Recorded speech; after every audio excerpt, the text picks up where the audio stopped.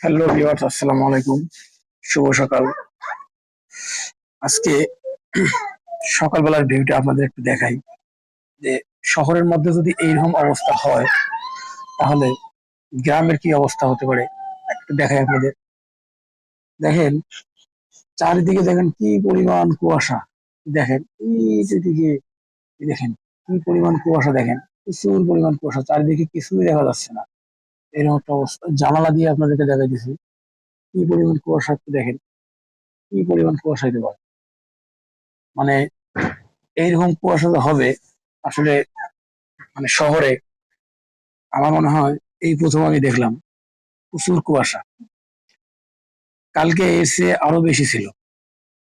আজকে শুক্রবার, মানে কাজে গেলে কাজে যাওয়াই যায় না, এত পরিমাণ, মানে রাস্তা দেখাই যায় না কুয়াশার কারণে। আজকেও সেম, অনেক কুয়াশা।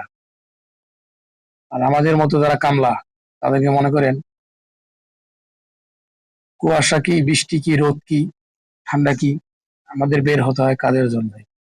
আর এটাই আমাদের জীবন, মানে পুরুষ মানুষের জীবন। আমরা যারা গ্রামে থাকি অনেকে মনে করি আর শহরে তারা কত আনন্দে থাকে, কত আরামে থাকে।